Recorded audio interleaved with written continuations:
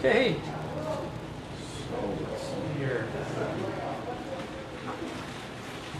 Yep, we already got a couple people watching here already. Nice.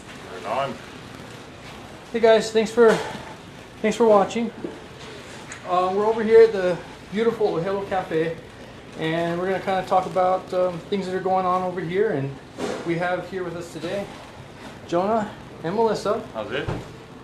And we're going to kind of go over what's going on in Volcano, and I'm going to ask them a few questions and see what's happening up here in Volcano, especially with everything going on with the lava flow and the volcano. So if you can, tell me a little bit about the restaurant. Don't mind me, guys. I found my beer here. Well, this place is kind of barred by hopes and dreams. You know, we are looking at really trying to get out a different concept. It's an employee-owned place. It's something that we're trying to build profit share and highly encourage creative freedom amongst the entire staff, from dishwashers all the way to the top, which is myself, the owner, everyone. Front of house, back of house. We want every single person to have a voice and an opinion. Not saying that they're all great, but they are considered and always taken into Greatly account. appreciated. Yes. We are constantly changing our menu. If it's not every day, then it's every other day. Our ingredients are changing very, very frequently. Thank you to all Supporting our local. great fishermen and farmers and vendors that are supporting this same ideal. That's so cool that And you it's- guys bring in all that fresh stuff. We try And I've to seen- support local as much as possible. I've been over here and just see people bringing up the fresh produce, fresh fish, fresh cod and everything. I'm like, wow, this is really fresh. It's an amazing restaurant. So sorry. Well, I didn't interrupt you. but it also makes it that much more fun for the community. You know, like we are always here and open to anybody that walks through those doors. But we also wanted to make it something fun and exciting that the people that live close by, so they don't need to drive, 20 miles to the next place, to have a ever-changing menu that moves around and we can do and try new things. There you go. We incorporate the chef's table so that we can get a one-on-one interaction with our customers and have them truly see what goes into every dish and truly see what goes into every little bit of a restaurant like this. And it's difficult at times because there's so many changes and so many, seasonal weather, volcanoes. Yep, there we That go. affects the fishermen, that affects the farmers, and when those type of things can be taken into consideration, but still the product is first, the customer is first, and we can be Thankful. and doing all these things and just explaining to them why and how. I feel it makes everybody truly win and Absolutely. enjoy themselves. Right on. Okay. What types of food are you guys known for the people that haven't been here? Who hasn't been here? You should have been here. Come down anytime. You haven't been here? Sunday through Saturday. Oh, come on now. Well, we have a wood fire oven, so we do thin crust pizzas that people really enjoy. We also do a variety of wood fired entrees, appetizers. Our lamb, our cauliflower has gone way farther than I ever thought it would as far as popularity. Yeah. Our poke, duck breast, basically seafood, wood fired. Our cocktails are Paired. pretty fun. Paired We with utilize the exact same concept. Farmers will come up and be like, "Hey, I just planted 4 of these things to see how it do on my farm. They went spectacular. I only have 5 pounds of it, so I can't really sell it to a large vendor, but are you guys interested?" And That's awesome. We take it. All we about take it support local. all the time. Garden to table. So- that kind That's of thing. awesome. No waste. Absolutely no waste here. So what about the national park being closed? Has that affected anything here? Definitely. Yeah, most Definitely. definitely. It's Yeah. been slower than usual. Right now we're pretty busy at this point, but we're taking into consideration the neighborhood and trying to be an ohana, trying to keep everybody together right now without creating panic and chaos and that kind of thing. So we keep our doors open, but we're always on alert just in case something does happen. You know, we always have a backup plan throughout the day. We're also noticing that people are spending less time here in Volcano just due to the events. Oh yeah. And it's a little bit more of, you know, a pass-through. And that's where our style and concept becomes beneficial because we can adapt to what's happening currently. We can adapt to the way people are moving, changing, and passing through this area. So we're looking at doing some, not exactly ready to go pre-made, but things that are ready to go out the window within about 4 or 5 minutes, which we're hoping to start here in the next week. We've had a few families come up with when it first started happening, and they're literally in the clothes that they came off on their back with their kids standing here, and it, you know, it's very heart touching, you know, knowing that they just left their house in Puna, and they're just looking for like a bite to eat for the next 3 days because they're transitioning, running away from it. They're standing there, their kids are crying, and it's like, what can we do to help you transition through this? Oh, absolutely. And that's one of the things we got to come together as a community and work together and do that. And one of the things I've really noticed up here, I live kind of on the main road here in the village, and there's a lot of new traffic. So there's definitely people that have left Lower Puna that have come up to Volcano.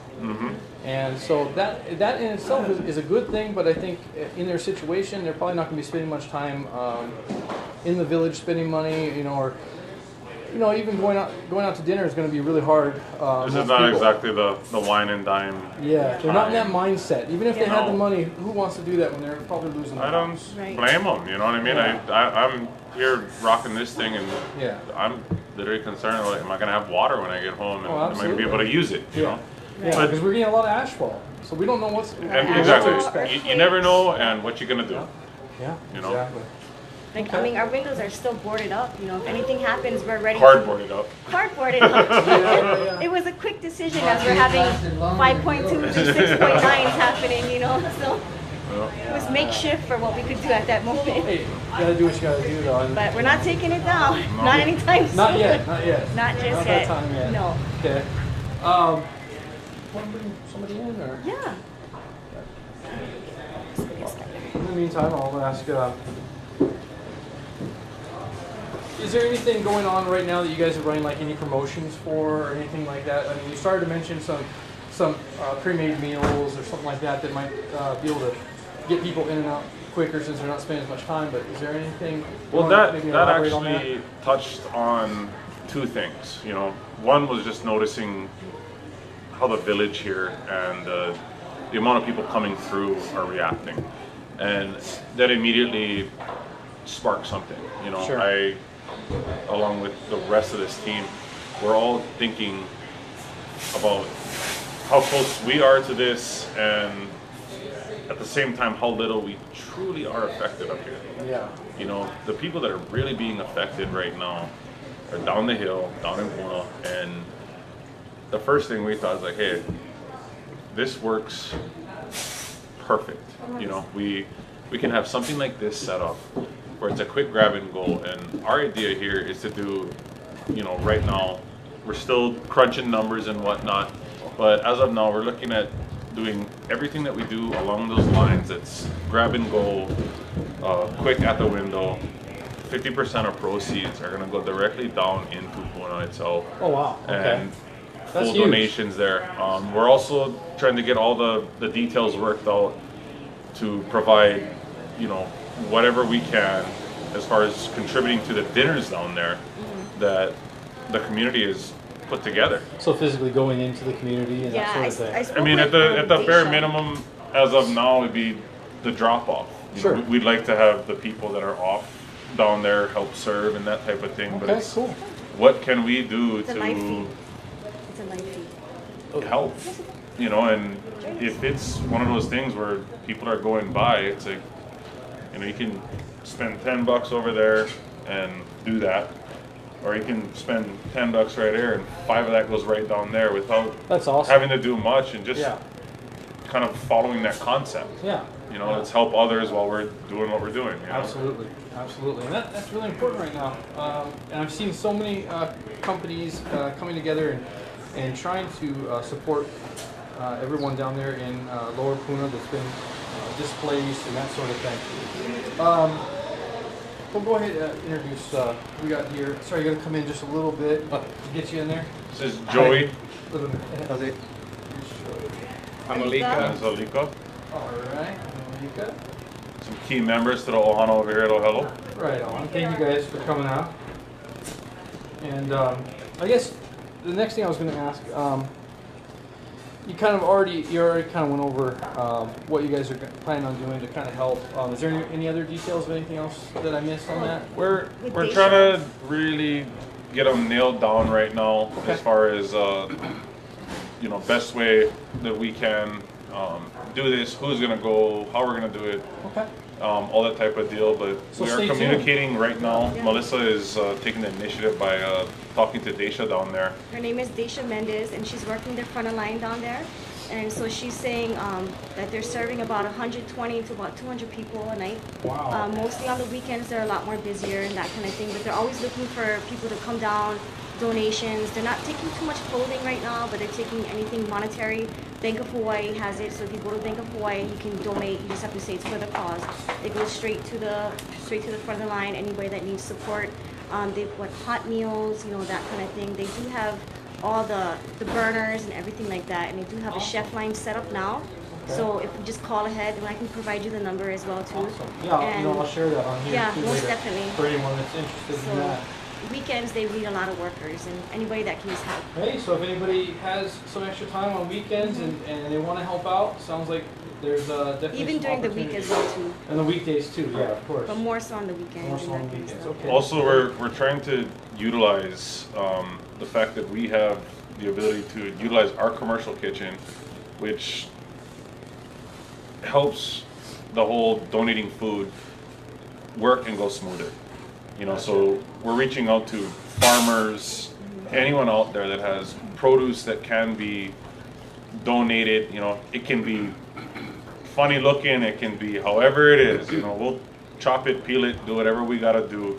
There you But go. That's any another good way donations people can that help. Yeah, I like that. people could, you know, if they're interested, you know, by all means, contact me personally, call the restaurant, whatever. Let us know, leave your contact Drop-offs, information, anything like that, yeah. drop-offs, and you know, we're basically looking for raw products. You know, vegetables, herbs, green onions, tomatoes, anything like that that we can take down there after processing through a commercial kitchen to make sure it's all legitimate, and we can get it down there to the people that need it. That's awesome. That's great. You know, that's a really good resource and putting it to use in the right ways. I really like that. Just so people know, what are your normal hours and that sort of thing? Lunch, we open at 11:30. Okay. Lately, it's been a little bit slower, so we have closed the doors a few times at around 2:30. Okay. But we can open till about 3, depending. Okay. You know, dinner we open for 5:30 and do our last seating at 8:30. Okay. Okay, great. And is that every day of the week or? Every day. Every day of the Okay. week. The only day we Holidays. close down is the first Tuesday of every month Oh, okay. for deep cleaning, general maintenance, and you know, some team building, beer drinking, Yeah, there you go. enjoyability with one another at the end of the day to, you know, remind ourselves why we all sit in a box for so long and There you go. Put these hours totally in. do that so much. Yeah. You need some time to relax too. Is there anything you guys want to add? Anything else? Joy, how you feel about everything that's going on with the volcano and all that kind of stuff? Park being closed. You notice the difference. And that I kind just of hope thing? everybody stays safe and alive and don't get too close. Yeah. Yeah. We are supporting everyone, and you know, it's time to support the Ohana down in New York. There we go. Come together as There we a go. Ohana, yeah. Anything else? Anybody wants to add? Everyone stays safe. You know, we're always keeping you folks in our prayers, and you know, just Definitely. yeah, aloha, folks. Right on. And, you know, something I wanted to mention, I know you guys are all looking towards me, but something I noticed is there's a few people walking around today with things covering their faces, and I saw 3 people walk in the store like that. So there is times when there's ash in the air and stuff like that. So I want to relay that information. It's not that it's scary to come up to volcanoes. Don't be afraid of that. There is ash explosions at some Be times. prepared. But yeah, always good to have one of those N95 masks. They're just a cheap respirator. You can pick them up usually at Home Depot for like a couple bucks. And they're good to have. And people weren't really wearing them, but I saw them around people's necks. And that's interesting because, you know, you could kind of use that anywhere you are on this island. Today we haven't really seen too much ash issues, but we did last, I think it was Tuesday or Wednesday? Tuesday.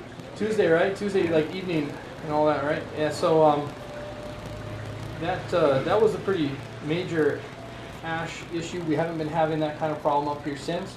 But if you are traveling out to the Ka'u district, you definitely want to have one of those. So if you're going out into Pahala, Ocean View, Nalehu, Waihinu, anywhere out there, be safe, have those.